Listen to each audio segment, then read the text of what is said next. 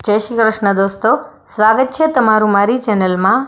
आज आपणे ऋषि पंचमी के सामा पंचमी की वार्ता करशू। भादरवा शुद्ध पाचमना सामा पाचम नामनु व्रत करवामां आवे छे। आ मोटे भागे स्त्रीओ व्रजो दर्शन दरमियान जाणे अजाणे थता दोषो निवारवा माटे आ व्रत करे छे। आ व्रत ऋषि पंचमी तरीके पण ओळखाय छे। व्रत करनारे सवारे वहेला उठीने अघेडानुं दातण करवुं, आमळानुं चूरणथी केस धोवा अने शरीर पर माटी ચોળીને નાહવું। आ दिवसे सामो खावो, फळाहार करवो, अनाज खावुं नहीं, स्नान कर्या पछी महादेवजीनी भक्ति भावथी पूजा करवी।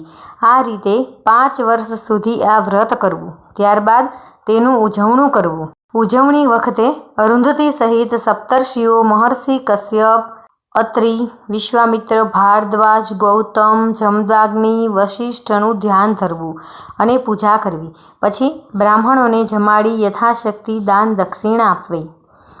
સામા પાંચમની વ્રતકથા। વિદર્ભ દેશમાં ઉત્તંક નામે એક બ્રાહ્મણ પોતાની પત્ની સુશીલા અને પુત્ર અને પુત્રી સાથે રહેતો હતો। તેના પુત્રનું નામ સુવિભૂષણ હતું અને પુત્રીનું નામ સતમા હતું। બધા આનંદથી રહેતા હતા। સુશીલા ખરા ભાવથી પતિની સેવા કરતી અને ઉંતક પણ કોઈ પણ રીતે સુશીલાને દુઃખ દેતો નહીં। સુવિભૂષણ મોટો થયો એટલે તેણે આશ્રમમાં ભણવા મૂક્યો। તે પૂરા ધ્યાનથી વિદ્યા અભ્યાસ કરતો અને ગુરુની તન મનથી સેવા કરતો। પુત્રી સતમા મોટી થઈ ગઈ એટલે તેને પણ સારું ઘર જોઈને પરણાવી દીધી। ઉત્તંકને હવે નિરાત થઈ। તે સુખ શાંતિથી પોતાનો નિર્વાહ ચલાવવા લાગ્યો, પરંતુ ઉત્તંકના ભાગ્યનું પાંદડું ઊંધું પડ્યું। દુર્ભાગ્યે તેની પુત્રી વિધવા થઈ। પુત્રીના સાસરિયામાં કોઈ પણ આધાર નહોતો એટલે તે દુઃખની મારી તે પિતાના ઘરે આવી। યુવાન પુત્રીનું દુઃખ જોઈ સુશીલા અને ઉત્તંક આકુળ વ્યાકુળ થઈ જતા, પણ વિધાતાની ઈચ્છા આગળ તેઓ નિરુપાય હતા। સુવિભૂષણ વેદો અને સર્વશાસ્ત્રોમાં પારંગત થયો અને ગુરુની આજ્ઞા લઈને પોતાને ઘરે આવ્યો। એક દિવસ ઉત્તંકે સુવિભૂષણને કહ્યું, બેટા, હવે તું મોટો થઈ ગયો છે, તારે હવે ઘરબાર સંભાળવાના છે। અમારી ઈચ્છા એ છે કે અમે જીવનના છેલ્લા વર્ષો ગંગા કાંઠે પ્રભુ ભજનમાં ગાળીએ।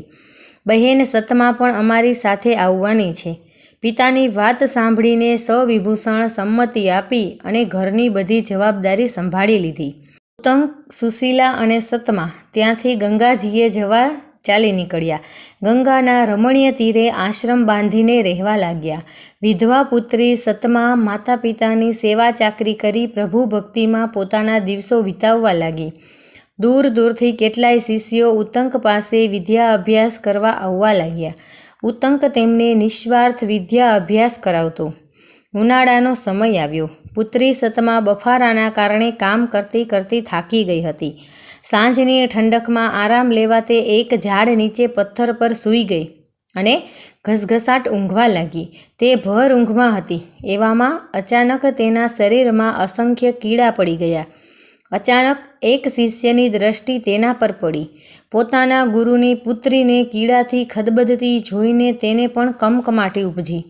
તે દોડતો દોડતો આશ્રમમાં આવ્યો અને સુશીલાને કહેવા લાગ્યો, માતાજી, સતમા બહેનના શરીરે અસંખ્ય કીડા તરફડી રહ્યા છે, જરા જુઓ તો ખરા। શિષ્યની વાત સાંભળીને સુશીલા હાફડી ફાફડી દોડી ઝાડ નીચે આવીને જુએ છે તો પુત્રીના શરીરે અસંખ્ય કીડા ખદબદતા હતા। આ જોઈને તેને પણ આઘાત લાગ્યો। તેને પોતાના દેહનું ભાન જ ન રહ્યું અને મૂર્છા ખાઈને ભોંય પર ઢળી પડી। થોડીવાર પછી ભાન આવતા તે પોતાની પુત્રીને લઈને આશ્રમમાં લઈ આવી। પુત્રીને પથારી ઉપર સુવડાવીને સુશીલા પોતાના પતિ ઉત્તંક પાસે ગઈ અને કહેવા લાગી, નાથ, જુઓ તો ખરા, એકાએક આપણી પુત્રીને શરીરે અસંખ્ય કીડા પડી ગયા છે। મારી સતી જેવી છોકરીને આ શું થયું?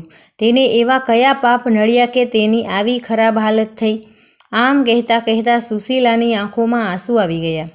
સુશીલાને ધીરજ આપીને ઉત્તંક પુત્રી પાસે ગયો। થોડીવાર પછી શાંત ચિત્તે તેણે સમાધિ લગાવી અને પુત્રીના પૂર્વજન્મના કર્મ જોયા। થોડીવાર પછી આંખો ખોલીને તેને પત્નીને કહ્યું, આપણી પુત્રી આ પહેલાંના 7મે જન્મે બ્રાહ્મણી હતી. એ સમયે તે રજસવાલા ઋતુ ધર્મ ચૂકી ગઈ હતી.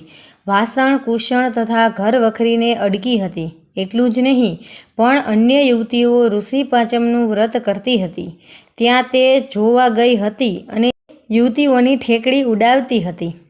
તેના પાપે આ જન્મમાં વિધવા થઈ અને અત્યારે તેના આવા હાલ થયા. જે પોતાનો ધર્મ ચૂકે અને બીજાની ધાર્મિક ભાવનાને ઉપેક્ષા કરે તેમની આવી સ્થિતિ થાય છે. તેથી ક્યારે પણ બીજાની ધાર્મિક ભાવનાની ઉપેક્ષા ન કરવી. સુશીલા બોલી, હે નાથ, જે વ્રતનો અનાદર કરવાથી આપણી પુત્રીની આ દશા થઈ છે, શરીરમાં કીડા પડી ગયા, એ વ્રત કઈ રીતે થાય તે આપ મને જણાવો.